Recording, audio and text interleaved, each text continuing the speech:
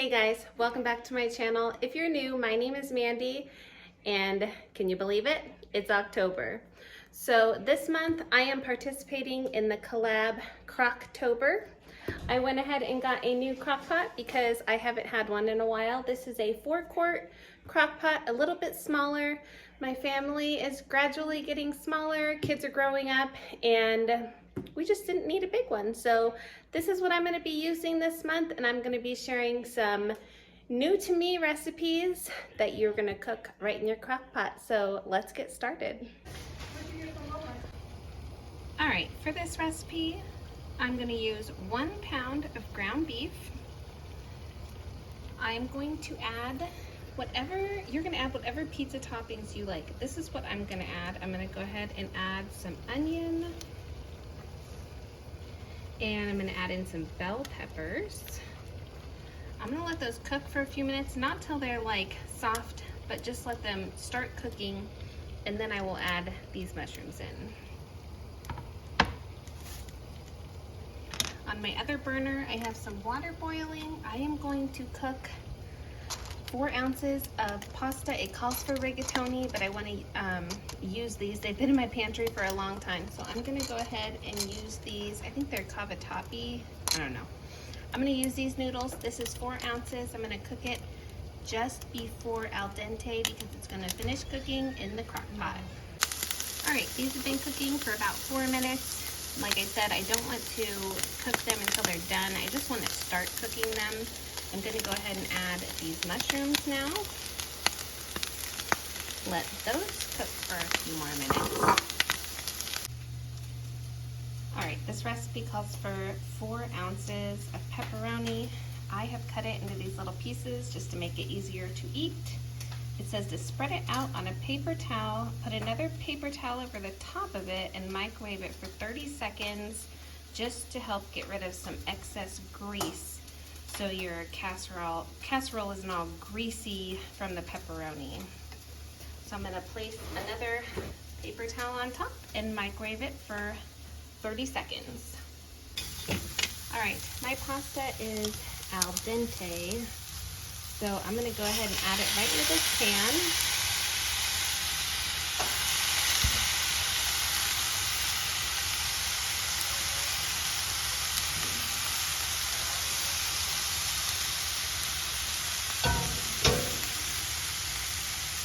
Not really a lot. I probably should have made a little more pasta, but this is what the recipe calls for, and I don't want it to be dry. So it calls for 28 ounces of pizza sauce. The original recipe actually calls for 48, but I'm cutting the recipe in half. So I am using 1 14-ounce of pizza sauce and 1 little 8-ounce can, and I will go ahead and just add a little bit of water to this to make up for the other 2 ounces.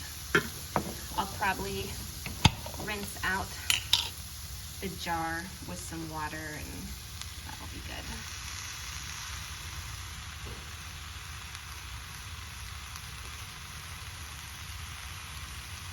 Use any pizza sauce that you like.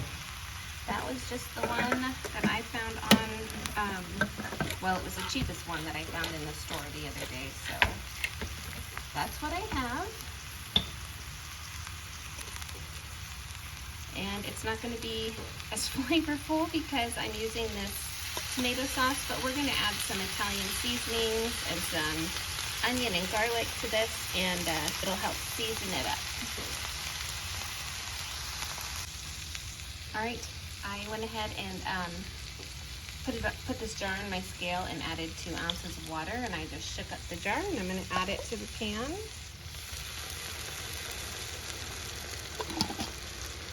I may add a little bit more liquid. I just don't want it to be dry. I want it to be saucy. So now we're going to add our seasonings. All right, since we used tomato sauce, I'm going to add a little bit of salt to this. Probably like, I don't know, half a teaspoon. I'm going to add a teaspoon of this Italian seasoning.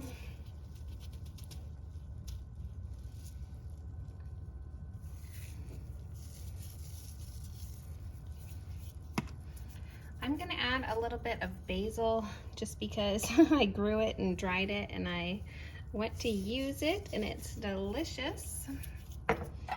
I'm also going to throw in some onion powder. It doesn't call for it, but I didn't season the meat and I just feel like I need a little bit in there. So a little bit of onion powder. The recipe called for chopped garlic and I didn't want to do that today, so I'm gonna add in about a teaspoon of granulated garlic. And I'm also gonna add some pepper just because we like it.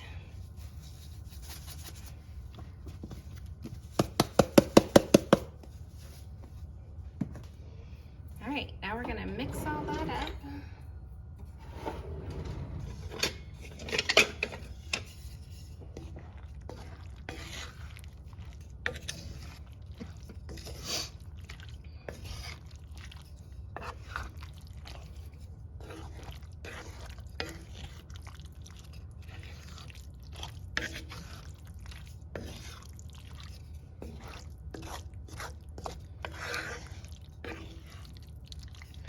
And this is gonna be for 3 people, and we're also gonna make some yummy homemade French bread to go with it, so I think it will be fine.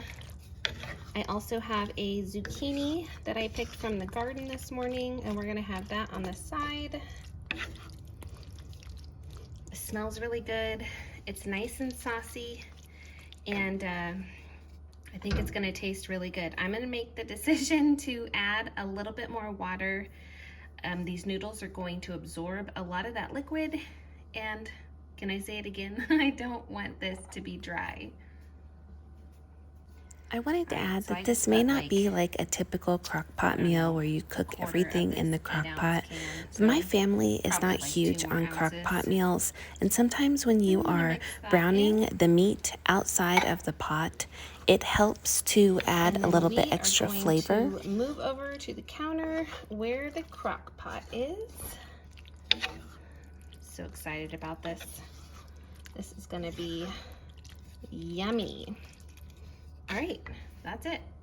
All right, I've got my pepperoni here. You can see the paper towel did absorb quite a bit of grease, so we're gonna put that to the side. And we are going to be layering into my crock pot. So, first thing I'm gonna do is spray the lining really well, and I'm gonna put it on low.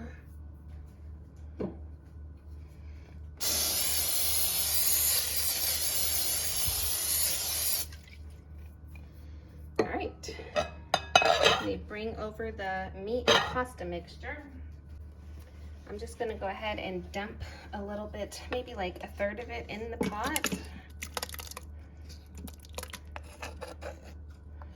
Ooh, messy. I don't know if you guys can see that. There we go. Oh my gosh, it smells so good. I'm gonna layer some pepperoni in here.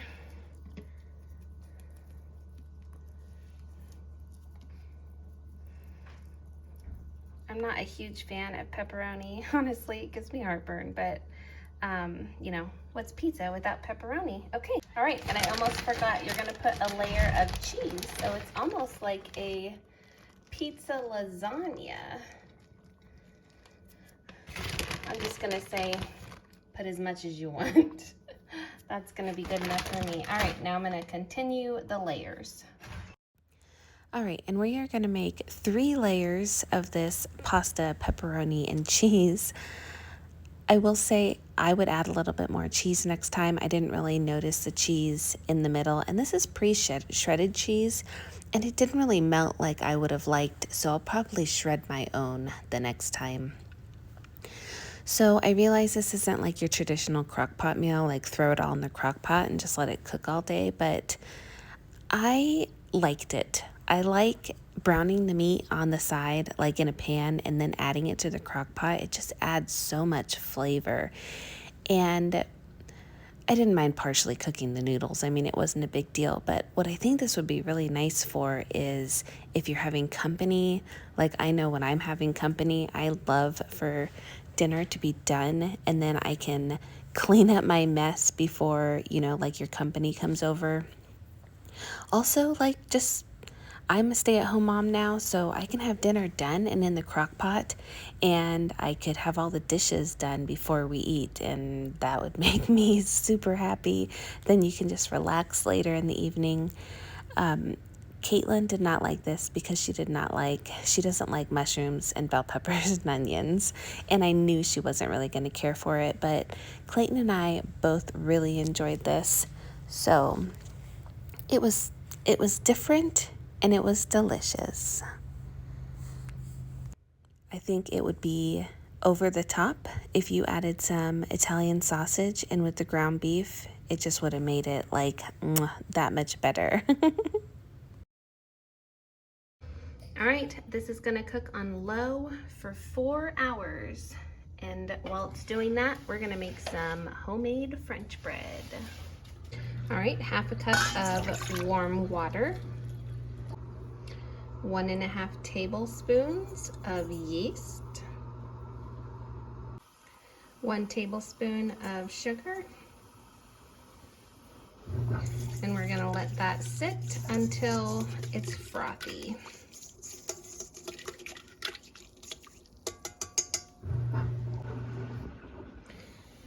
All right, our yeast is foamy.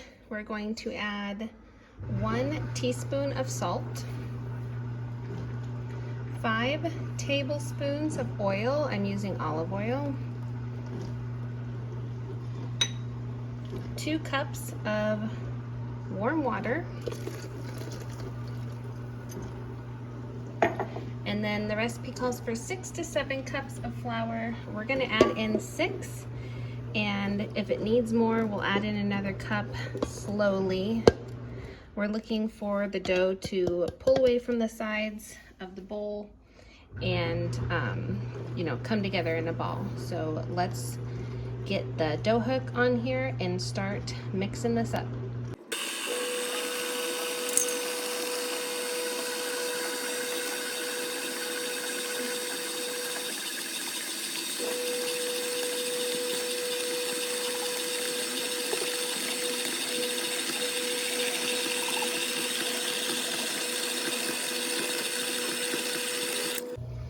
All right, as you can see, the sides of the bowl are pretty much clean.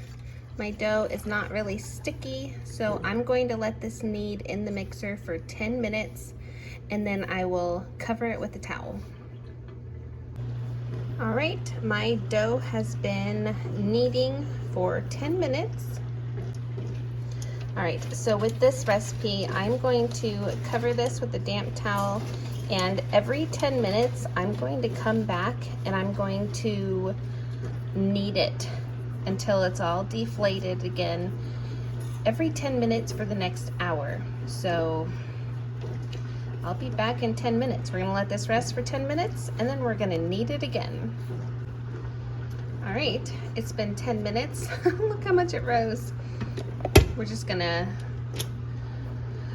drop our dough hook down, turn our mixer on.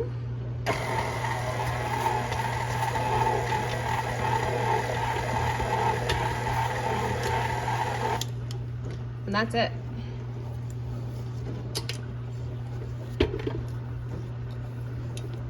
I guess you don't have to take it off the dough hook every time. I guess it's just a habit. But we are gonna do that 5 more times. I just set a timer for 10 minutes. I come in, turn the mixer on, and then restart the timer. So I'll see you guys back in 50 minutes. All right, my dough is done. It has been an hour. I'm going to separate this into 4 pieces and form it into loaves. All right, so I hope you guys don't mind me adding in this French bread recipe. I've been wanting to share it with you, and this just seemed like the perfect time. So I love this recipe. I took the kneading it every 10 minutes from another recipe that I had found on the internet, and I just kind of adapted the recipe to what I liked. I don't like adding a lot of sugar to my bread, and you know, you play with the recipe and you get it to just where you like it. So this is quick and easy. It makes a lot, and these loaves turn out great if you wrap them up in plastic after they've cooled and put them in the freezer. You can pull them out anytime you need a loaf of French bread, and it is so much cheaper than the French bread that you're buying at the store, and it tastes so good. I hope you guys will definitely try this recipe.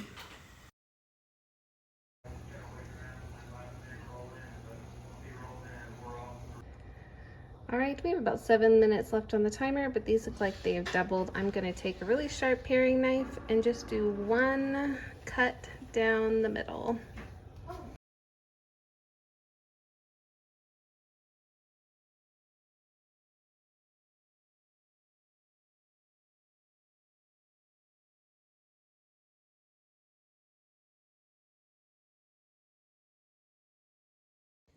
All right, and now I'm gonna take this egg wash and I'm just going to brush it all over the loaves. It gives it a nice golden color, makes it look really nice.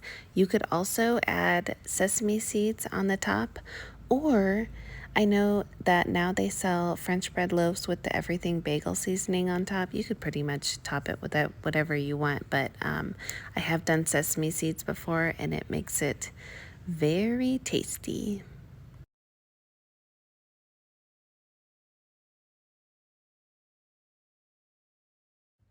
And for a side, I'm just slicing up this zucchini out of the garden in these little half moon shapes. And here is the, I don't know, I want to call this a pizza casserole. It's all hot, and I did take a butter knife and run it around the edges to make sure that nothing was burning, but it didn't burn and it did not dry out. It was very, it's not creamy, but it's saucy, very saucy and delicious. The noodles were a little extra soft, so maybe just make sure you don't overcook them when you boil them before adding them into the pot.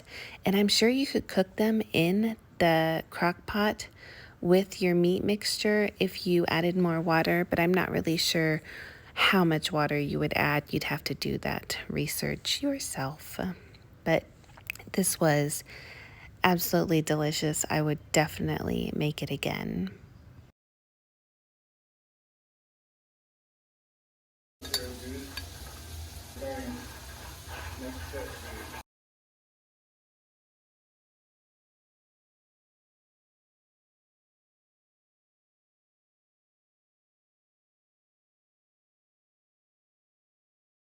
All right, and here's the zucchini. I just sauteed it in a little olive oil with some seasonings. I think there was some Mrs. Dash and garlic, onion, pepper, salt.